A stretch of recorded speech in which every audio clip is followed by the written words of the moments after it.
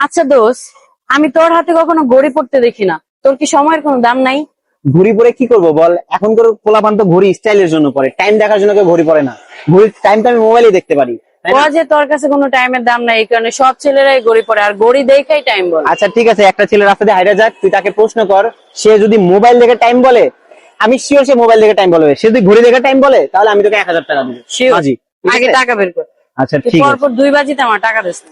আচ্ছা ঠিক তুই আছে, আগে টাকা দে। আমি শিওর সে মোবাইল দেখে টাইম বলবে। আর যদি সে ঘড়ি দেখে বলে, তোর কিন্তু আচ্ছা, খবর তাহলে আছে। 1000 দাঁড়া ঠিক দেখি আছে? আগে কেউ Wait কর। আসে কি। लेकिन एक सेकंड এই যে এক্সকিউজ মি ভাইয়া, জি আপু, ভাই কয়টা বাজে?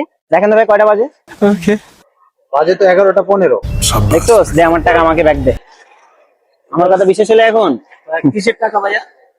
আসলে ভাইয়া, আমার ফ্রেন্ড একটা আমার সাথে বাজি লাগছিল যে আমি ঘড়ি কেন পরি না, ঠিক আছে? আমি তাকে প্রশ্নের উত্তর দিলাম যে ঘড়ি এখনকার ছেলেরা স্টাইলের জন্য পরে, কারণ ঘড়ি দেখে কেউ টাইম বলবে না, যেহেতু মোবাইল আছে, মোবাইল দেখে সবাই টাইম বলে। বিষয়টা এরকম না? দূর, ঠিক আছে, সব সময় দিতে যা।